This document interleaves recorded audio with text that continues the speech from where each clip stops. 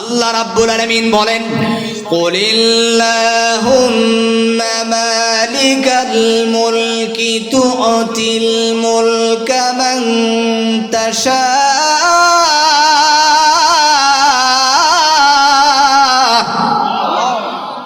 রব্বুল আলামিন বলেন, ও নবীজি আপনি तमाम পৃথিবীর মানুষদেরকে জানায়া দেন, আমি আল্লাহ এমন রব, এমন ক্ষমতাধর রব, আমি আল্লাহ যাকে ইচ্ছা তাকে ক্ষমতা দান করি। ওয়া তানজিউল মুলকা মিম্মান তাশা, আবার যাকে ইচ্ছা তাকে ক্ষমতা থেকে আবার নামিয়ে দেই। পারেন কি? রব্বুল আলামিন এবার ডাক দেয়া বলেন, ওয়া তুইজ্জু মান তাশা,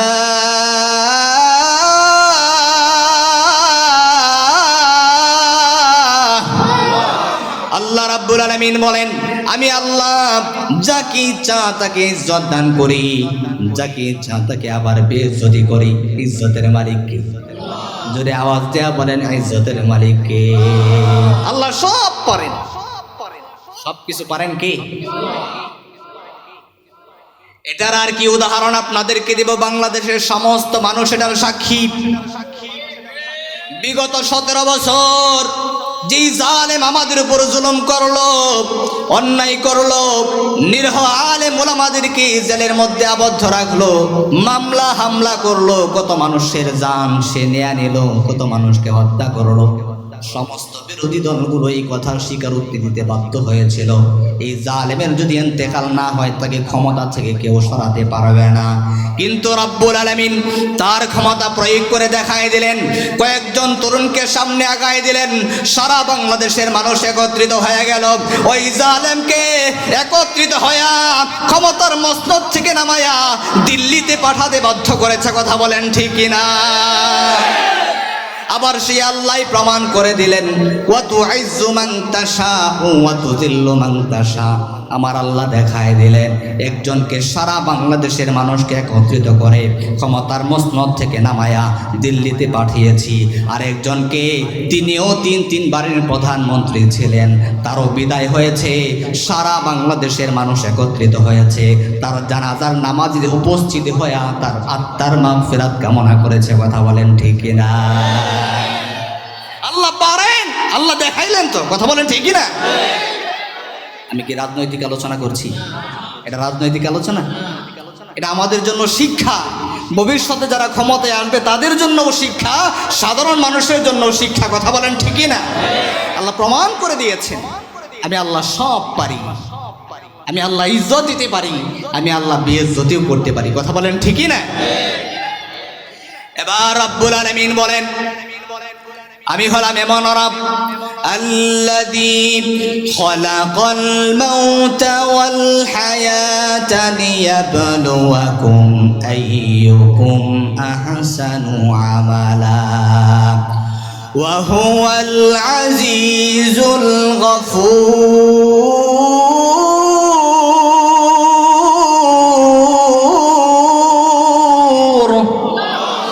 আল্লাহ রাব্বুল আলামিন বলেন, আমি আল্লাহ এমন রব, এমন সত্তা, যিনি মরণ সৃষ্টি করলাম, মরণ দান করলাম, অথবা আমি আল্লাহ জীবন দান করলাম। ও মিরপুরের মুসলমান, আপনাদের নিকট প্রশ্ন করে জানতে চাই, আগে মরণ নাকি আগে জীবন? আগে জীবন, এরপরে মরণ। কিন্তু রব্বুল আলামিন তার আলোচনা করতে গিয়া তিনি প্রথমেই মরণের কথা বললেন। মরণের কথা বলে তামাম পৃথিবীর মানুষদেরকে আল্লাহ তাআলা একটা ইঙ্গিত দিলেন, সবক দেয়া দিলেন। রব্বুল আলামিন বোঝাতে চাইলেন, ও দুনিয়াবাসী শোনো, ও পৃথিবীবাসী শোনো, আমি আল্লাহ তোমাদেরকে স্মরণ করে দিলাম, আল্লাযী খালাকাল মাউতা ওয়াল হায়াতা লিয়াবলুয়াকুম আইয়ুকুম আহসানু আমালা। আমি আল্লাহ আগে মরণের কথা বলে তোমাদেরকে স্মরণ করায় দিলাম। তোমাদের কোনো অস্তিত্ব ছিল না, একটা সময় তোমরা মৃত ছিলে, তোমরা জীবিত ছিল না। কথা বলেন ঠিক কিনা? তোমাদের অস্তিত্ব ছিল না, তোমাদেরকে নিয়ে আলোচনা করবার মতো তোমরা কোনো বস্তু ছিল না। এমন একটা নাপাক পানি দিয়া তোমাদেরকে সৃষ্টি করেছি, যেই নাপাক পানির কথা ভদ্র সমাজে উচ্চারণ করা যায় না। এমন একটা নাপাক পানি দিয়া তোমাকে বানাইলাম। ও বান্দারা, অহংকার করবা না, তাকাব্বুর দেখাইবা না। অহংকার করা, তাকাব্বুর করা, আমি আল্লাহর চাদর, আমি আল্লাহকে মানাই, তোমার পিছুটান আছে, তোমাকে অহংকারী মানাই না। কথা বলেন ঠিক কিনা? এই জন্য রাব্বুল আলামিন স্মরণ করায়া দিলেন, আল্লাযী খালাকাল মাউতা, আমি আল্লাহ মৌত সৃষ্টি করলাম, আমি আল্লাহ মরণ দান করলাম। মরণের কথা বলে আমাদেরকে আল্লাহ তাআলা বললেন শিথিল হয়ে যাও, বিনয়ী হয়ে যাও, তাকাব্বুর দেখাইবা না। এবার রব্বুল আলামিন অন্য আয়াতের মধ্যে আমাদেরকে স্মরণ করে দিলেন, কাইফা তাকফুরুনা বিল্লাহি ওয়া কুনতুম আমওয়াতান فأحياكم ثم يميتكم ثم يحييكم ثم إليه ترجعون। আল্লাহ রাব্বুল আলামিন বলেন, ও আমার বান্দারা শুনে রাখো, জেনে রাখো, কিভাবে তোমরা আল্লাহর নাফরমানি করো, আল্লাহর সঙ্গে কুফর করো। ওয়া কুনতুম আমওয়াতা, অথচ তোমরা ছেলে মৃত, তোমরা তো ছেলে কাঁচামরিচের মধ্যে, তোমরা তো ছেলে কদুর মধ্যে, বিভিন্ন শাক সবজির মধ্যে। আমি আল্লাহ সব কিছু একত্রিত করে তোমার আব্বু তোমার আম্মুর বিবাহ বন্ধনে আবদ্ধ করে দিয়া, তাদের মিলামিশার মাধ্যমে এমন একটা নাপাক পানি দিয়া তোমাদেরকে সৃষ্টি করেছি, যে নাপাক পানির কথা ৩-৪ জন শরীফ মানুষ, ভদ্র মানুষ বসে থাকলে তাদের সামনে আলোচনা করা যায় না। আল্লাহ রাব্বুল আলামিন স্মরণ করায়া দিলেন, ও আমার বান্দারা, আল্লাহর সঙ্গে নাফরমানি করবা না, নিজের কথা স্মরণ রাখবা। তোমাকে আমি নাপাক পানি দিয়ে বানাইলাম, তোমাকে আমি মাটি থেকে সৃষ্টি করেছি।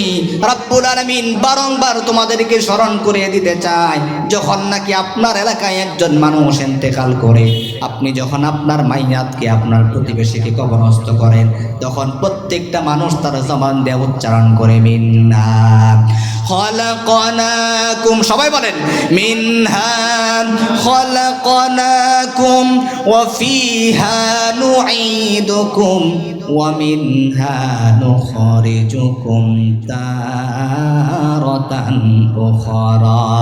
বলে কি বলে না? বলে কি বলে না? অনেকেই তো আমরা মনে করে থাকি এটা মাইয়াতকে কবরে রাখার দোয়া, আর এটা দোয়া না, এটা আয়াত, এটা কোরআনের আয়াত।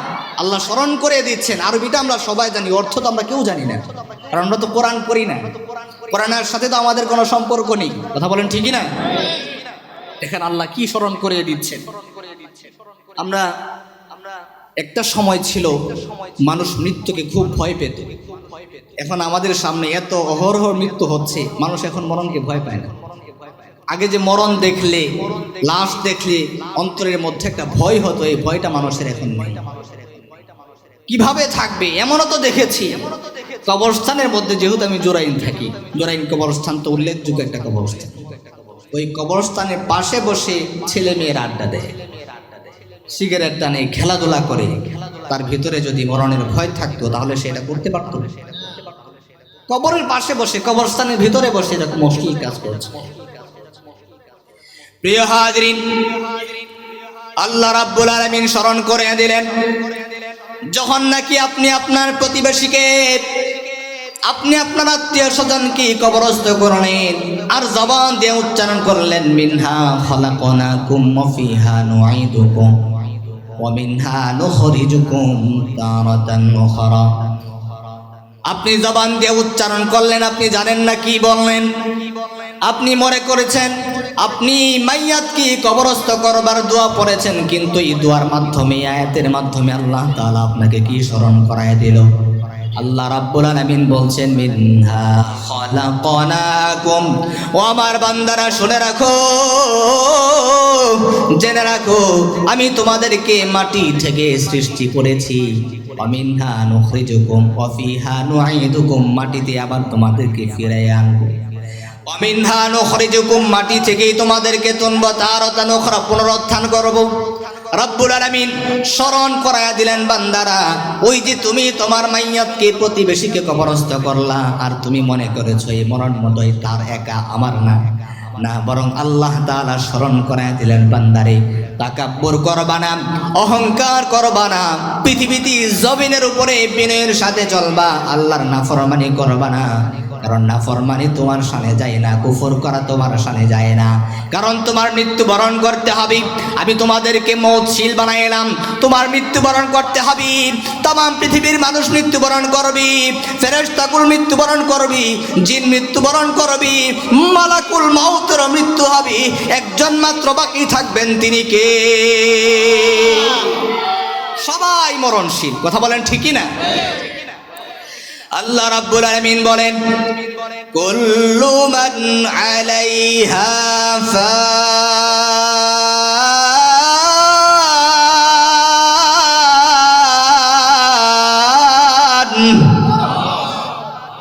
ওয়া ইয়াবকা ওয়াজহু রাব্বিকা যুল জালালি ওয়াল ইকরাম।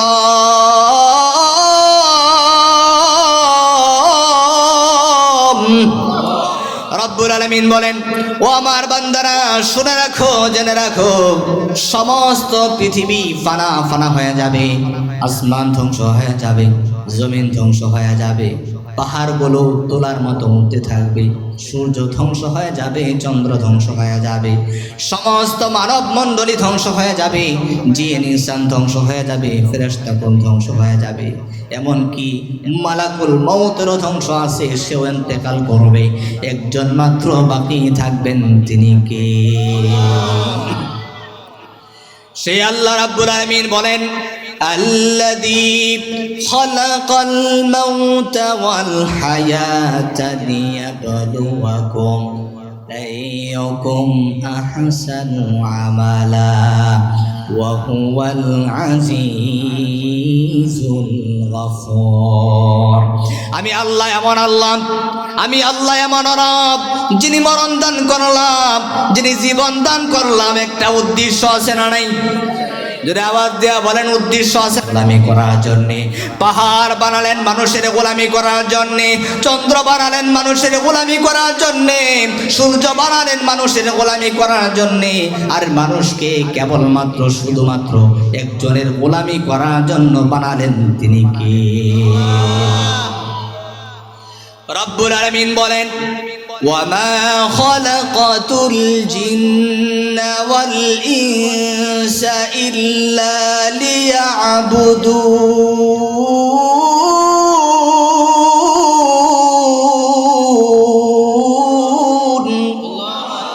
রব্বুল আলামিন বলেন, ও আমার বান্দারা শুনে রাখো, জেনে রাখো, আমি আল্লাহ আসমান বানালাম তোমাদের গোলামি করার জন্যে, জমিন বানালাম তোমাদের গোলামি করার জন্যে, তামাম পৃথিবীর যত মাখলুক আছে সব কিছু বানালাম তোমাদের গোলামি করার জন্যে।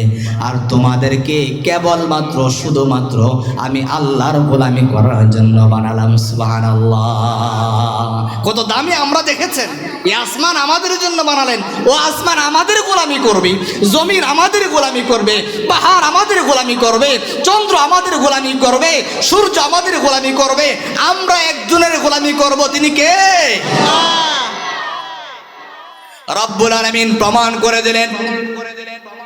ও কলিজার টুকরা যুবক, শোনো, তোমার দাম আল্লাহ তাআলার কাছে কত দামি, তুমি আল্লাহ তাআলার কাছে কত মর্যাদা সম্পন্ন। তুমি একটা পারসন, যাকে আল্লাহ তাআলা নিজে গুরুত্ব দিয়েছেন। সুবহানাল্লাহ বলেন। আল্লাহ রাব্বুল আলামিন বলে, তোমার দাম আমি আল্লাহ তাআলার কাছে অনেক বেশি, অনেক বেশি। কেমন বেশি জানতে চাও? কেমন বেশি শুনতে চাও?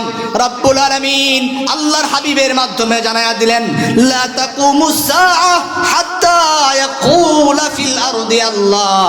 জমিনের মধ্যে যতদিন পর্যন্ত একজন মাত্র মানুষ থাকবে, একজন মাত্র বান্দা থাকবে যে আমি আল্লাহর গোলামি করবে, আল্লাহকে আল্লাহ বলে মানবে, রব বলে স্বীকারোক্তি দেবে, ততদিন পর্যন্ত আসমান ঠিক থাকবে, ততদিন পর্যন্ত জমিন ঠিক থাকবে, ততদিন পর্যন্ত আমার একজন গোলামের জন্য চন্দ্র উদিত হবে, সূর্য উদিত হবে। আমি আল্লাহ একজনের জন্য বৃষ্টি দান করব। যেদিন একজন মানুষও থাকবে না যে জবান দিয়ে আমি আল্লাহকে আল্লাহ বলে ডাকবে, সেদিন আমি আল্লাহ তামাম পৃথিবী ধ্বংস করে দেব। আসমান থাকবে না, জমিন থাকবে না, পাহাড় পর্বত নদী নালা সমুদ্র কিছুই থাকবে না, সব কিছুই ধ্বংস করে দিবেন কে? সে আল্লাহ রাব্বুল আলামিন বলেন আল্লাযী খালাকাল মাউতা ওয়াল হায়াতা লিয়াবলুয়াকুম আইয়ুকুম আহসানু আমালা। রব্বুল আলামিন এবার উদ্দেশ্য আলোচনা করছেন। ও আমার বান্দারা শুনে রাখো, জেনে রাখো, আমি আল্লাহ জানায়া দিলাম, আমি আল্লাহ মরণ দান করলাম, আমি আল্লাহ জীবন দান করলাম। একটা উদ্দেশ্য আছে, উদ্দেশ্য হলো লিয়াবলুয়াকুম, তোমাদেরকে আমি আল্লাহ পরীক্ষা করতে চাই। কে বলেছে? তোমাদেরকে পরীক্ষা করতে চাই। পরীক্ষার সাবজেক্ট আল্লাহ আলোচনা করে দিলেন। আল্লাহু আকবার। রব্বুল আলামিন এবার পরীক্ষার বিষয়বস্তু, কোন বিষয়ের উপর আল্লাহ আপনাদেরকে পরীক্ষা করবেন, কোন বিষয়ের উপর আল্লাহ আমাদেরকে পরীক্ষা করছেন, সেই সাবজেক্ট আল্লাহ তাআলা আলোচনা করলেন।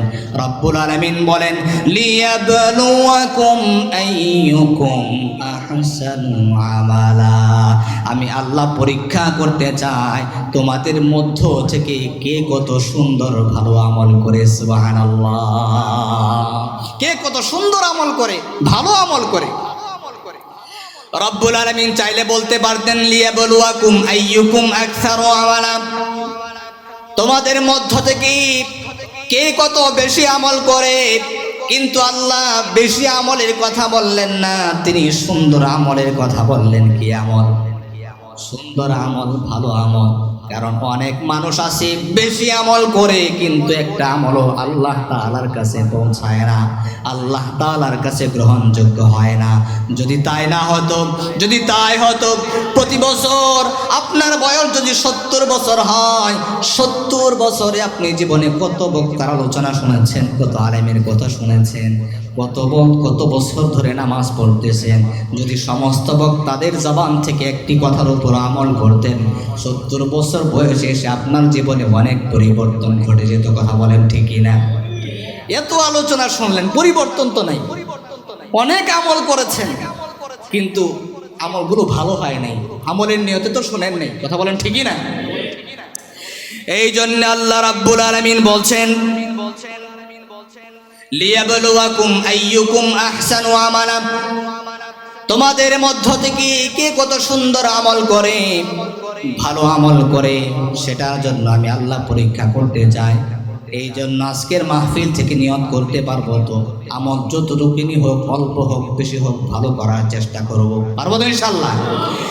এই জন্য আল্লাহর হাবিব জনাবে মুহাম্মদুর রাসূলুল্লাহ সাল্লাল্লাহু আলাইহি ওয়াসাল্লাম বলেন আখলিস দীনাকা ইয়াকফিকাল আমালুল কলিল, অল্প আমল নাজাতের জন্য যথেষ্ট হয়ে যাবে, যেটা ইখলাসের সাথে হবে, নিয়ত সহকারে হবে, ভালো আমল হবে।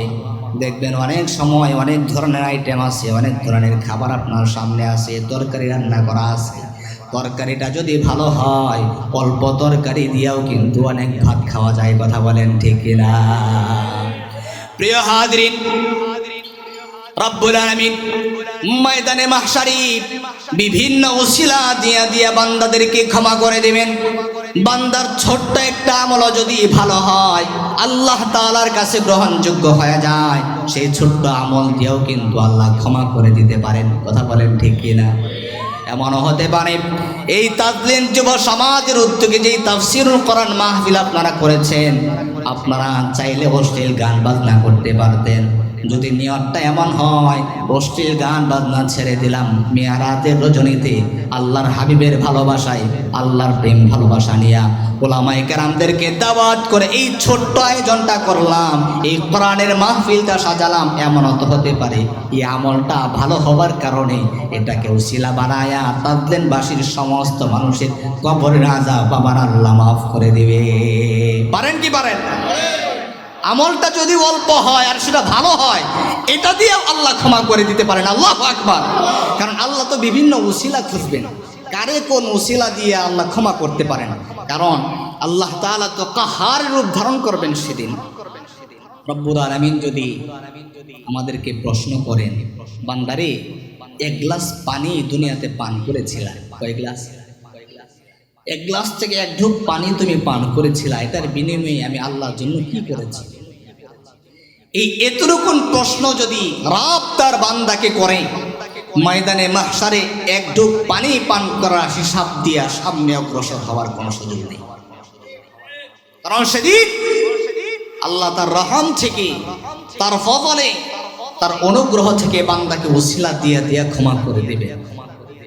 এই জন্য আজকের এই মাহফিল থেকে আপনারা নিয়ত করতে পারবেন তো ইনশাল্লাহ যে আল্লাহ তাআলার কাছে আজকে ক্ষমা প্রার্থনা করব।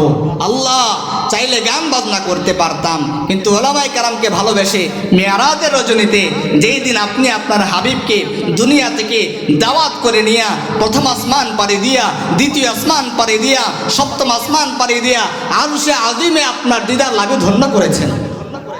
ও আল্লাহ, এই রজনীতে ওলামায়ে কেরামদের কথা শুনেছি, হতে পারে এই ছোট্ট আমলটা ভালো হবার কারণে আল্লাহ ক্ষমা করে দিতে পারেন কি পারেন না? কারণ তিনি তো রহমান, তিনি তো রহিম, তিনি তো গফফার, যিনি বান্দার 40 বছরের গুনাহ একসাথেই ক্ষমা করে দিতে পারেন। সুবহানাল্লাহ বলেন। যেই কথা বলতেছিলাম যুবকেরা, গভীর মনোযোগ দিয়ে শ্রবণ করবেন। যেহেতু যুব সমাজের উদ্যোগে মাহফিল, যুবকদের উদ্যোগে কিছু কথা বলি, যুবকদেরকে উদ্দেশ্য করে কিছু কথা বলছি। ও যুবক ভাই, আমিও একজন যুবক। তুমি হয়তো বা আমার চাইতে বয়সে একটু বড় হবা অথবা একটু কম হবা, সমবয়সীর হবা। আমরা যেহেতু মানুষ, আমাদের পাপ হতে পারে, অন্যায় হতে পারে, কারণ সেই ক্ষমতা দিয়া, সেই যোগ্যতা আল্লাহ দিয়ে আমাদেরকে বানিয়েছেন। ফেরেশতার সেই যোগ্যতা নাই পাপ করবার মতো। যেহেতু আমাদের পাপ করবার যোগ্যতা আছে, এই জন্যই আমরা ফেরেশতার চাইতেও দামি। সুবহানাল্লাহ বলেন। আপনারা বলবেন এই হুজুর কি বয়ান করে, আমরা পাপ করতে পারি দেখে আমরা ফেরেশতার চাইতে দামি। আসলে আমরা গুনাহ করতে পারি, পাপ করতে পারি, এই জন্যই আমরা দামি। সুবহানাল্লাহ। কারণ ফেরেশতার সেই যোগ্যতা নাই। ফেরেশতা সেটা ধারণ করতে পারে না, সেটা অনুভব করতে পারে না। একজন সুন্দরী নারীর দিকে তাকাইলে কি মজা লাগে, ফেরেশতা সেটা বোঝে না। সেই যোগ্যতা আল্লাহ ফেরেশতাকে দান করে নাই। গুনাহ করলে কি মজা হবে, সেই যোগ্যতা আল্লাহ ফেরেশতাকে দান করে নাই। আল্লাহ রাব্বুল আলামিন বান্দাদেরকে, মানুষদেরকে সেই যোগ্যতা দান করেছে। মানুষ অনুধাবন করতে পারে, অনুভব করতে পারে পাপ করলে কি হয়, নাফরমানির কি মজা, আবার নাফরমানির কি সাজা, সেটাও সে অনুভব করতে পারে। এই জন্য রাব্বুল আলামিন আমাদেরকে নূরের তৈরি ফেরেশতার চাইতেও দামি বানিয়ে দিয়েছে। কারণ আল্লাহ রাব্বুল আলামিন তিনি বান্দার কলবের দিকে দৃষ্টিপাত করে রাখেন, বান্দার জবানের দিকে দৃষ্টিপাত করে রাখেন। আমার বান্দা বালেগ হওয়ার পর থেকে শুরু করেন টানা 40 বছর, টানা 50 বছর নাফরমানি করেছে, অন্যায় করেছে। বান্দা নাফরমানির বোঝা, নাফরমানির মজা সে অনুভব করতে পেরেছে। 50 বছর পার হয়ে যাওয়ার পরে কোনো একটা মুসিবত আমি তাকে দান করেছি, কোনো একটা বিপদের সম্মুখীন তাকে করেছি। একটা সময় এসে সে অনুধাবন করতে পারে বিগত 40টা বছর, 50টা বছর আমি ভালো কাজ করি নাই, আমি অন্যায় করেছি, নাফরমানি করেছি, এই কাজগুলো করা আমার ঠিক হয় নাই। সে যে অনুধাবন করতে পারে, এই যে যোগ্যতা আমি আল্লাহ তাকে দান করেছি, এটা অনুধাবন করে সে যখন আমি আসমানের মালিকের কাছে তওবার জন্য 2টি হাত উত্তোলন করে আমি আল্লাহ বান্দাটাকে সাড়া দিয়া সঙ্গে সঙ্গে তার জীবনের সমস্ত গুনাহগুলো মাফ করে দেয়। এই জন্য আল্লাহ রাব্বুল আলামিন বলেন, কুল ইয়া ইবাদিয়াল্লাযীনা আসরাফু আলা আনফুসিহিম লা তাকনাতু মির রাহমাতিল্লাহ। আমি আল্লাহর রহম থেকে, রহমত থেকে নৈরাশ হব না, আমি আল্লাহর দয়া থেকে নৈরাশ হব না। কারণ আমি আল্লাহর নাম রহমান, আমি আল্লাহর নাম রহিম। রহমান রহিম নামের ওসিলা নিয়ে আল্লাহ তাআলাকে ডাক দিবা। রহমান নাম ধরে আল্লাহ তাআলাকে ডাক দিবা, রহিম নাম ধরে আল্লাহ তাআলাকে ডাক দিবা।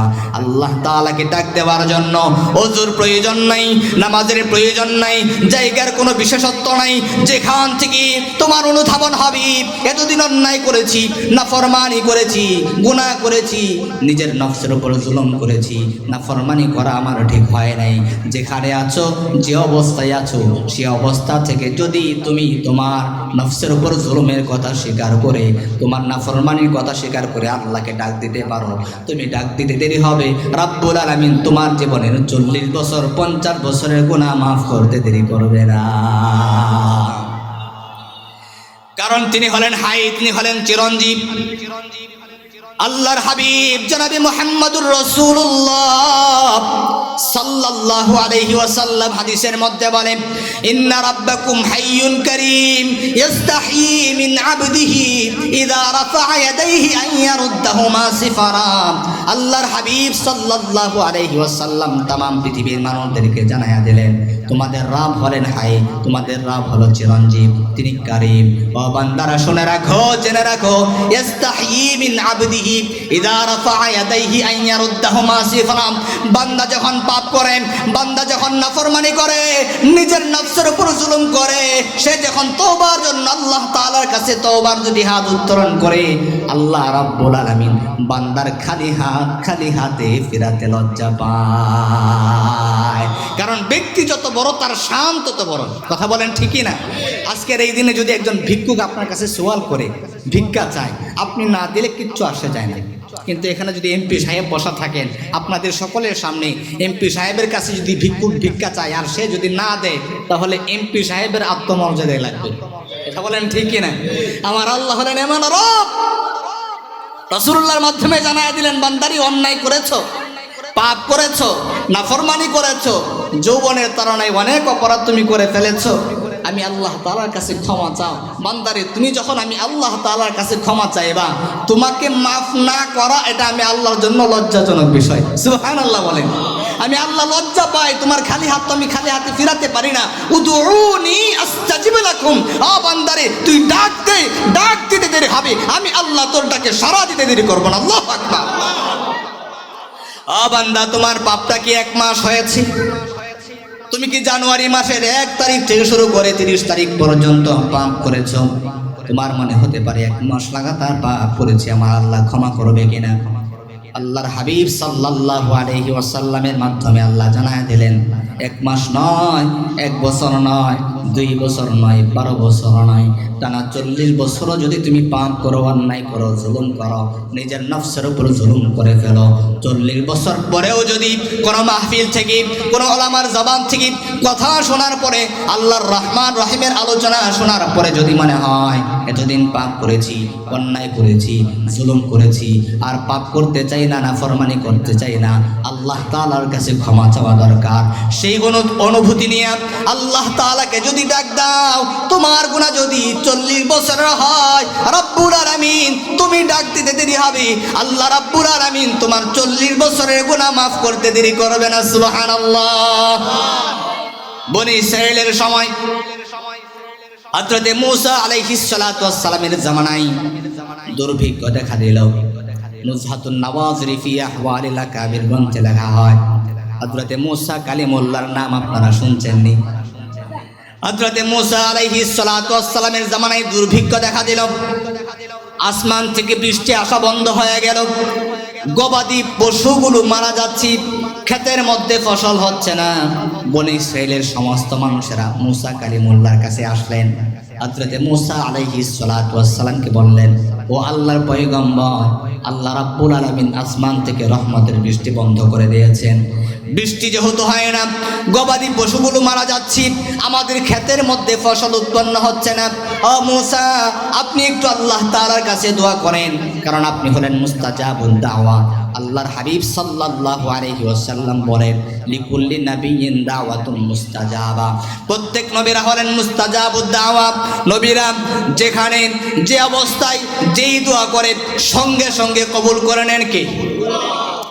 হযরত মূসা কালিমুল্লাহর কাছে তার উম্মতরা এসে দরখাস্ত করলো, মূসা আপনি আল্লাহ তাআলার কাছে একটু দোয়া করেন, আল্লাহ রাব্বুল আলামিন যেন বৃষ্টির ফয়সালা করে দেন। হযরত মূসা আলাইহিস সালাতু ওয়াস সালাম এলান করে দিলেন, ঘোষণা করে দিলেন, আগামীকাল অমুক ময়দানে তোমরা সকলেই একত্রিত হইবা, আমরা সালাতুল ইস্তিসকা আদায় করব, বৃষ্টির জন্য নামাজ আদায় করব, নামাজ আদায় করে আল্লাহ তাআলার কাছে দোয়া করব। দ্বিতীয় দিন ওই ঘোষণা অনুযায়ী বনি ইসরাঈলের 70,000 মানুষেরা একত্রিত হয়ে গেল, সালাতুল ইস্তিসকার নামাজ আদায় করা হলো। এরপরে হযরতে মূসা আলাইহিস সালাতু ওয়াস সালাম ৭০,০০০ বনি ইসরাঈলের লোকদেরকে নিয়ে আল্লাহ তাআলার কাছে দোয়া করলেন। রব্বুল আলামিন হযরতে মূসার দোয়া কবুল করলেন না। হযরতে মূসা কালিমুল্লাহ আবার ঘোষণা করলেন, আগামীকাল আমরা আবার নামাজ আদায় করব, আল্লাহ তাআলার কাছে দোয়া করব, অবশ্যই রব্বুল আলামিন আমাদের দোয়া কবুল করে নিয়া আমাদের জন্য রহমতের বৃষ্টির ফয়সালা করে দেবেন। দ্বিতীয় দিন আবার নামাজ আদায় করা হলো। হযরতে মূসা আলাইহিস সালাতু ওয়াস সালাম সমস্ত বনি ইসরাঈলের লোকদেরকে নিয়ে আল্লাহ তাআলার কাছে দোয়া করলেন, আল্লাহ তোমার বান্দারা কষ্ট পাচ্ছে, গবাদি পশুগুলো মারা যাচ্ছে দুর্ভিক্ষের কারণে, বৃষ্টি আসা বন্ধ হয়ে গেছে, আল্লাহ আপনি বৃষ্টির ফয়সালা করে দেন। দ্বিতীয় দিন দোয়া করলেন, রব্বুল আলামিন তার দোয়া কবুল করলেন না। তৃতীয় দিন আবার নামাজ আদায় করলেন। আবার ৭০,০০০ মানুষদেরকে নিয়ে হযরতে মূসা আলাইহিস সালাতু ওয়াস সালাম আল্লাহ তাআলার কাছে দোয়া করলেন, আল্লাহ আপনি আমাদের দোয়া কবুল করে নেন। আল্লাহ রাব্বুল আলামিনের কাছে তৃতীয় দিন তিনি দোয়া করলেন, কিন্তু দোয়া কবুল হলো না। এবার হযরতে মূসা আলাইহিস সালাতু ওয়াস সালাম বুঝে গেলেন অবশ্যই এখানে বড় কিছু ঘটতে যাচ্ছি। তিনি দৌড়াইয়া তুর পাহাড়ে চলে গেলেন, সিজদার মধ্যে পড়ে গেলেন, আসমানের মালিককে ডাক দেয়া বললেন, আল্লাহ প্রথম দিন নামাজ পড়লাম, দোয়া করলাম, আপনি দোয়া কবুল করলেন না। দ্বিতীয় দিন নামাজ আদায় করলাম, দোয়া করলাম, আপনি দোয়া কবুল করলেন না। ও আল্লাহ তৃতীয় দিন নামাজ পড়লাম, দোয়া করলাম, আপনি দোয়া কবুল করলেন না। আল্লাহ আমি নবী মূসার আত্মমর্যাদায় লাগে, কারণ যতবার আপনাকে ডেকেছি ততবারই তো আপনার ডাকে সাড়া, আপনি আমার ডাকে সাড়া দিয়েছেন। ও আল্লাহ আজকে তিন দিন ধরে ৭০,০০০ বনি ইসরাঈলের লোকদেরকে নিয়ে আপনার দরবারে কান্নাকাটি করছি, আপনি একজনের দোয়া আপনি কবুল করছেন না, কারণটা কি? আল্লাহ রাব্বুল আলামিন হযরতে মূসা আলাইহিস সালাতু ওয়াস সালামকে জানায় দিলেন, মূসা যে সমস্ত বান্দা বান্দীদেরকে নিয়ে তুমি নামাজ আদায় করেছো, দোয়া করেছো, এই ৭০,০০০ বনি ইসরাঈলের মধ্যে একজন নাফরমান বান্দা আছে, যে একদিন নয়, ২ দিন নয়, ৩ দিন নয়, টানা ৪০ বছর ধরে জিনাহের কাজ করতেছে, নাফরমানির মধ্যে লিপ্ত আছে। আমি আল্লাহ তার উপর অসন্তুষ্ট হইয়া রহমতের বৃষ্টি বন্ধ করে দিয়েছি। এবার আল্লাহ রাব্বুল আলামিন হযরতে মূসা আলাইহিস সালাতু ওয়াস সালামকে জানায়া দিলেন, ও মূসা শোনো, যতক্ষণ পর্যন্ত ওই নাফরমান উঠে না যাবে ততক্ষণ পর্যন্ত আমি আল্লাহ তুমি মূসার দোয়া কবুল করব না। ও মূসা শুনে রাখো, ওই নাফরমান থাকলে কারো মুনাজাত কবুল হবে না। আমি আল্লাহ তার কারণে রহমতের বৃষ্টি বন্ধ করে দিয়েছি। এবার হযরতে মূসা আলাইহিস সালাতু ওয়াস সালাম তিনি জালালি মেজাজের মানুষ ছিলেন, রাগী মানুষ ছিলেন, তিনি রাগান্বিত হয়ে গেলেন, সমস্ত মানুষের সামনে ভাষণ দেয়া দিলেন। তিনি বলতে লাগলেন, ও বনি ইসরাঈলের লোকেরা শুনে রাখো, জেনে রাখো, একজনের জন্য বাকি ৭০,০০০ মানুষ কষ্ট করবে এটা মানতে পারি না। একজনকে আসো যে নাফরমানি করেছো, টানা একদিন নয়, ২ দিন নয়, ৪০ বছর ধরে তুমি জিনাহের কাজে লিপ্ত রয়েছ। তোমার নাফরমানির কারণে, তোমার অন্যায়ের কারণে আল্লাহ রাব্বুল আলামিন অসন্তুষ্ট হয়ে গেছে, আর তোমার উপর অসন্তুষ্ট হইয়া রাব্বুল আলামিন রহমতের বৃষ্টি বন্ধ করে দিয়েছে। তুমি উঠে চলে যাও, তাহলে আল্লাহ রাব্বুল আলামিন আমাদের দোয়া কবুল করে নেবে, রহমতের বৃষ্টির ফয়সালা করে দেবে। আর যদি উঠে না যাও তাহলে আমি মূসা কালিমুল্লাহ ঘোষণা করলাম, আল্লাহর পক্ষ থেকে তোমার নাম জানবো, তোমার বাবার নাম জানবো, তোমার ঠিকানা জানবো, সকলের সামনে তোমার নাম, তোমার বাবার নাম, তোমার পরিচয় আমি প্রকাশ করে দেব। বিপদে পড়ছেনি, নাফরমান বিপদে পড়ে গেছি। এখন যদি ৭০,০০০ মানুষ একত্রে বসা, একজন মাত্র নাফরমানের নাম উল্লেখ করা আছে, একজন মাত্র পাপী, একজন মাত্র অপরাধী, সে যদি উঠে চলে যায় সমস্ত মানুষ জেনে যাবে এটাই তো সে অপরাধী। আবার যদি উঠে না যায়, হযরতে মূসা কালিমুল্লাহ রাগী মানুষ, সে তো আল্লাহর কাছ থেকে নাম জানবে, ঠিকানা জানবে, সবার সামনে আমার নামটা প্রকাশ করে দিবে। এবার সেই নাফরমান, ও তাদলেনের যুবক ভাই, ও যুবক বন্ধু, দিলটাকে নরম করে দাও। আমি এই কথাগুলো বলে আমি আমার আলোচনার ইতি টানব। রব্বুল আলামিন কি ওই নাফরমান ডাক দেয়া বলে, আল্লাহ টানা 40 বছর নাফরমানি করেছি, অন্যায় করেছি, পৃথিবীর কোনো মানুষ জানে না। ও আল্লাহ, আমাকে সমাজের সমস্ত মানুষ সম্মান করে ইজ্জত দেয়, চেয়ারটাকে আগায় দেয়। ও আল্লাহ, আমি যে 40 বছর নাফরমানি করেছি, অন্যায় করেছি, আমার নাফরমানির কথা, আমার জিনাহের কথা যদি আমার মা জানতো, আমাকে সন্তান বলে পরিচয় দিত না। ও আল্লাহ, আমার বাবা যদি আমার নাফরমানির কথা জানতো, আমাকে সন্তান বলে পরিচয় দিত না। সমাজের মানুষ যদি আমার ব্যাপারে জানতো, আমি টানা 40 বছর ধরে তোমার সঙ্গে নাফরমানি করছি, জিনা করছি, সমাজ আমাকে সমাজের মধ্যে থাকতে দিত না।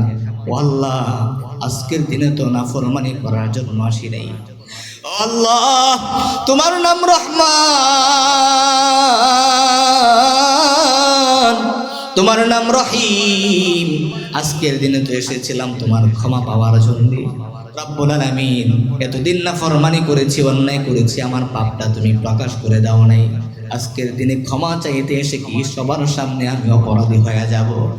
এবার রব্বুল আলামিনের কাছে তিনি মনে মনে দোয়া করতে লাগলেন। ও যুবক ভাই, ও বন্ধু, দিলটাকে নরম করে দাও। দেখো যে আল্লাহ 40 বছরের নাফরমানির কারণে আসমান থেকে রহমতের বৃষ্টি বন্ধ করে দিলেন। সেই নাফরমানির দোয়ার দিকে আল্লাহ তাআলা দৃষ্টি নিবদ্ধ করলেন। নাফরমান আল্লাহ তাআলাকে ডাক দেয়া বলে, আল্লাহ, এই মুহূর্তে যদি আমি উঠে চলে যাই, সমস্ত মানুষ জেনে যাবে আমি সেই নাফরমান, আমি সেই অপরাধী। আর যদি উঠে না যাই, মুসা কালিমুল্লাহ সকলের সামনে আমার নামটা প্রকাশ করে দিবে। ও আল্লাহ, আমি তো এখন বাচ্চাদের মতো চিৎকার করে কান্নাও করতে পারবো না, মানুষ বুঝে যাবে আমি তো সেই নাফরমান। রব্বুল আলামিন, আপনি তো অন্তর্যামী, আপনি তো আমার অন্তরের খবর জানেন, আমার নামটাও আপনি জানেন। ও আল্লাহ, আমি হাত তুলছি না, আমি চোখ দিয়ে পানিও বের করছি না। ও আল্লাহ, মনে মনে আমি তাওবা নাসুহা করলাম। ও আল্লাহ, এতদিন অপরাধ করেছি, নাফরমানি করেছি, নিজের নফসের উপর জুলুম করেছি, আজকের এই দিনে তওবা করলাম, তাওবা নাসুহা করলাম, আর কখনো অপরাধ করব না, জুলুম করব না। ও আল্লাহর কোনোদিন নাফরমানি করব না। রব্বুল আলামিন, তুমি এই মুহূর্তে আমাকে ক্ষমা করে দাও, সকলের সামনে আমাকে বেইজ্জতি করিও না। যখন নাকি নাফরমান যাই নামাজের মুসল্লায় বসি, 70,000 মানুষের সামনে হাত উত্তোলন করে নাই, চোখ দিয়ে পানিও বের করে নাই, যাতে মানুষ বুঝে না যায়। মনে মনে আল্লাহ তাআলাকে ডাক দেয়া বলেন, আল্লাহ, আপনার নাম রহমান, আপনার নাম রহিম, এতদিন পাপ করেছি, অন্যায় করেছি, আমার পাপটা আপনি প্রকাশ করে দেন নাই। আজকের এই দিনে আমি ক্ষমা পাওয়ার জন্য এসেছি। ও আল্লাহ, আজকের এই দিনে আমাকে আপনি প্রকাশ করে দেন না, আমার নাফরমানির কথা পৃথিবীবাসীকে আপনি জানাইয়া দেন না।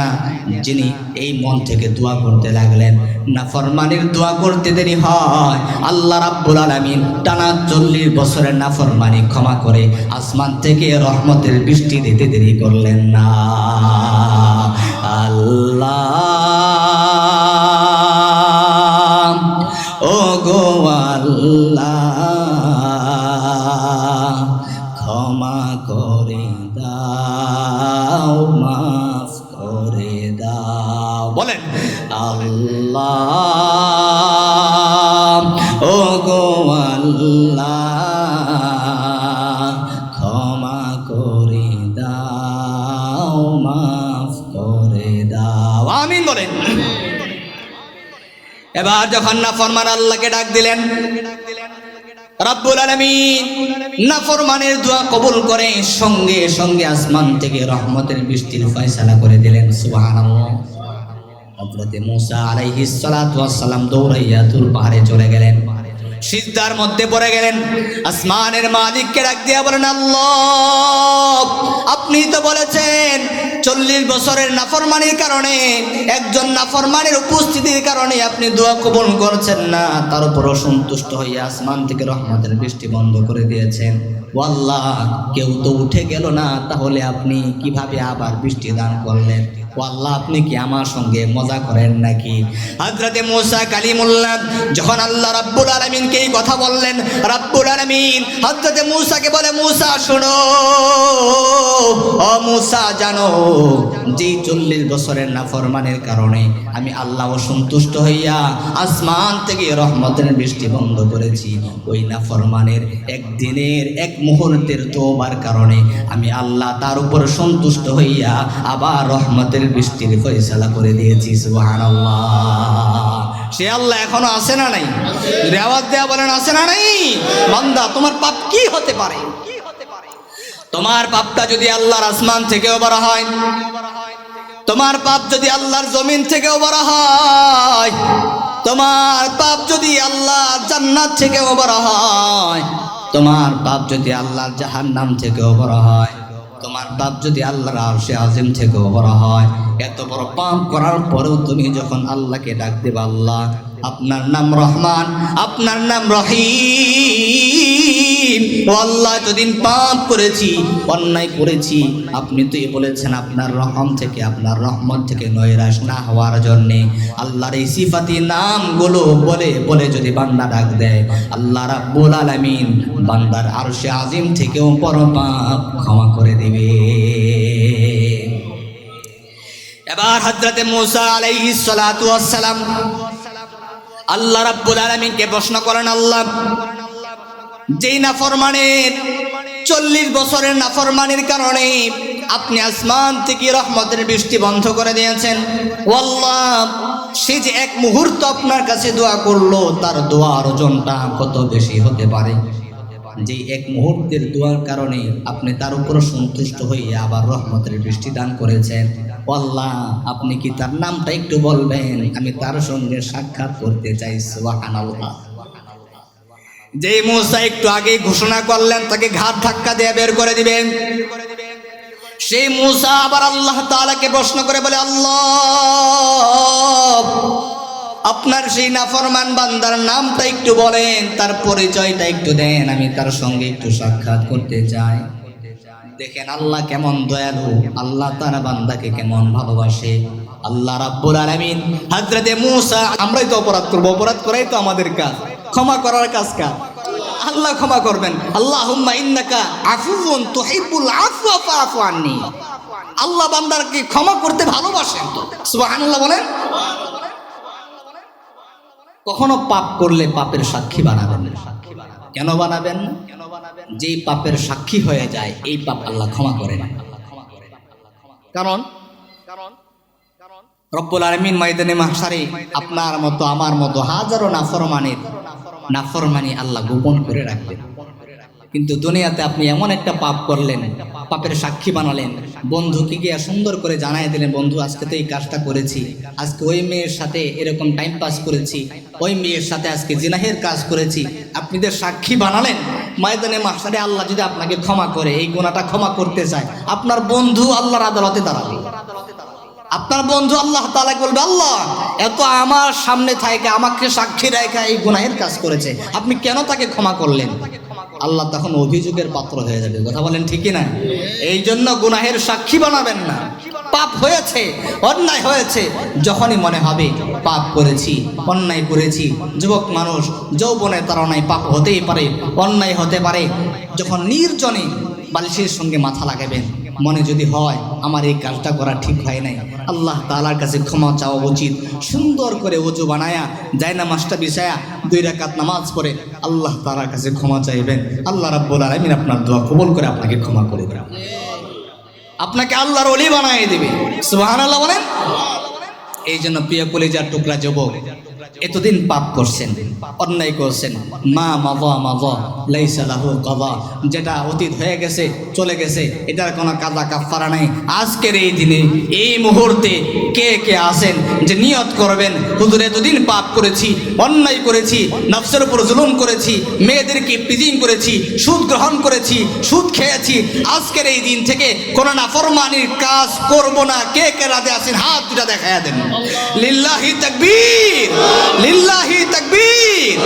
আপনার আল্লাহ আমাদের সকলকে কবুল করুন, সকল বলে আমিন। প্রিয় হাজরিন, আমি যে আলোচনা করতেছিলাম, আমি খুতবাতের মধ্যে রাসূল সাল্লাল্লাহু আলাইহি ওয়াসাল্লামের হাদিসের ভান্ডার থেকে ছোট্ট একটি হাদিসে মুবারাকা তিলাওয়াত করেছিলাম সূরাতুল মুলকের শানে। আল্লাহর হাবিব জনাবে মুহাম্মদুর রাসূলুল্লাহ সাল্লাল্লাহু আলাইহি ওয়াসাল্লাম বলেন, ইন্না সূরাতাম মিনাল কুরআনি 30 আয়া শাফাআত লিরাজুলিন গুফিরা লাহু ওয়া হিয়া তাবারাকাল্লাযী বিয়াদিহিল মুলক। আল্লাহর হাবিব জনাবে মুহাম্মদুর রাসূলুল্লাহ সাল্লাল্লাহু আলাইহি ওয়াসাল্লাম বলেন, কোরআনুল হাকিমের মধ্যে এমন একটি সূরা আছে যে সূরার মধ্যে আয়াত সংখ্যা হলো 30টি। কয়টি? আয়াত সংখ্যা হলো 30টি। শাফাআত লিরাজুলিন গুফিরা লাহু, এটা এমন একটা সূরা যেই সূরা কোন বান্দা তেলাওয়াত করে, কোন বান্দা পাঠ করে, তার পাঠকারীর ব্যাপারে এই সূরাটা আল্লাহ তাআলার কাছে সুপারিশ করবে। সুবহানাল্লাহ। যেই বান্দার ব্যাপারে, যেই পাঠকারীর ব্যাপারে এই সূরাটা শাফাআত করবে, সুপারিশ করবে, তার সুপারিশ আল্লাহ রাব্বুল আলামিন গ্রহণ করবেন। আর এই সূরাটার নামকরণ করা হয়েছে ওয়াহিয়া তাবারাকাল্লাযী বিয়াদিহিল মুলক। এটা হলো এমন একটি সূরা যেটার নাম হলো সূরাতুল মুলক। আল্লাহর হাবিব জনাবে মুহাম্মদুর রাসূলুল্লাহ সাল্লাল্লাহু আলাইহি ওয়াসাল্লামের জীবনে থেকে পাওয়া যায়, লা ইয়ানামু হাত্তা ইয়াকরা তাবারাকাল্লাযী বিয়াদিহিল মুলক। আল্লাহর হাবিব সাল্লাল্লাহু আলাইহি ওয়াসাল্লাম তার দৈনন্দিন জীবনে তিনি কোনোদিন এমন হয় নাই ইশার নামাজের পরে তিনি সূরাতুল মুলক তিলাওয়াত না করে ঘুমাতে যেতেন না। কারণ রাসূল সাল্লাল্লাহু আলাইহি ওয়াসাল্লাম জানালেন, হিয়াল মানিয়া হিয়াল মুনজিয়াতু মিন আযাবিল কবর। এটা হলো এমন একটা সূরা যেই সূরা বান্দাকে কবরের আযাব থেকে রক্ষা করবে। আল্লাহু আকবার। আল্লাহর কোন বান্দা যদি প্রতিদিন ঈশা নামাজের পরে ঘুমাতে যাওয়ার পূর্বে এই সূরাটা তিলাওয়াত করে সূরাতুল মুলক, তাবারাকাল্লাযী বিয়াদিহিল মুলকু ওয়া হুয়া আলা কুল্লি শাইইন কাদির। আল্লাহর কোন বান্দা যদি এই সূরাটা প্রতিদিন ঈশার সালাতের পরে ঘুমানোর পূর্বে তিলাওয়াত করে ঘুমায়, রাব্বুল আলামিন যখন নাকি ওই ব্যক্তিরা ইন্তেকাল করবে, তাকে কবরস্থ করা হবে, ইযা বুদিআল মাইয়িতু ফি কবরিহি জাআল কুরআনু ইনদা রাসিহি। রাসূল সাল্লাল্লাহু আলাইহি ওয়াসাল্লাম বলেন, যে নিয়মিত কোরআনুল হাকিমের সূরাতুল মুলক তেলাওয়াত করত, ওই ব্যক্তিকে কবরস্থ করার সঙ্গে সঙ্গে সূরাতুল মুলক তার কবরের মধ্যে চলে যাবে। সুবহানাল্লাহ। কয়েকটা রিওয়ায়াত পাওয়া যায়, একটা হলো একটা যুবকের বেশে সে চলে যাবে, আর একটা হলো একটা কবুতরের বেশে সে চলে যাবে, পাখির বেশে চলে যাবে, আর ওই ব্যক্তিটাকে ঢেকে রাখবি। যখন নাকি ফেরেশতারা তাকে প্রশ্ন করতে আসবে, সূরাতুল মুলক বলবে, আমার বন্ধুকে তুমি ডাকবা না, তাকে জাগ্রত করবা না, আমি হলাম সূরাতুল মুলক, তোমার কি প্রশ্ন আছে আমাকে করো, আমি আমার বন্ধুর পক্ষ থেকে তোমার প্রশ্নের জবাব দিয়ে দিব। এমনকি সূরাতুল মুলক মিজানে, কবরে, ফুলসিরাতে যতক্ষণ পর্যন্ত আপনাকে আল্লাহর জান্নাতে না পৌঁছাবে ততক্ষণ পর্যন্ত আপনার সঙ্গে থাকবে। আল্লাহর সঙ্গে কথোপকথন করে আল্লাহর জান্নাতের মেহমান বানায়া তবেই সূরাতুল মুলক আপনার হাত ছাড়বে। যদি আওয়াজ দেয় বলেন সুবহানাল্লাহ। এই জন্য প্রতিদিন সূরাতুল মুলক পড়ার দরকার আছে না নেই? আমরা অনেকেই কোরআন পড়তে জানি না, কোরআন পড়তে পারি না। এখন তো ইউটিউবের যুগ, মোবাইল ফোনের যুগ, আপনি নিজে পড়তে পারেন না তো কি হয়েছে? প্রতিদিন ইশার পরে আপনি সূরাতুল মুলকটা ইউটিউবের মধ্যে ছেড়ে দিবেন, আপনার ঘরে আপনি নিজেও শুনবেন, বিবিকেও শোনাবেন, বাচ্চাদেরকেও শোনাবেন। কারণ কোরআন হলো এমন একটি কিতাব যেটা পড়লে সওয়াব, যেটা শুনলে সওয়াব, যেটা দেখলে সওয়াব, যেটা ধারণ করলে সওয়াব, যেটা ধরলে সওয়াব। কোরআনওয়ালাকে ভালোবাসলে সওয়াব, কোরআনকে ভালোবাসলে সওয়াব। আল্লাহু আকবার। এই জন্য পারবো তো ইনশাআল্লাহ। আল্লাহ রাব্বুল আলামিন আমাদের সকলকে যে কথাগুলো বললাম আমল করবার তৌফিক দান করুন, সকলে বলে আমিন। যতটুকু আলোচনা করেছি প্রথমে আমাকে অতঃপর আপনাদের সকলকে বুঝে এর উপর আমল করবার তৌফিক দান করুন, সকলে বলে আমিন। আজকের এই মাহফিলকে আল্লাহ তাআলা আমাদের নাজাতের ওসিলা হিসাবে কবুল করুন, সকলে বলে আমিন।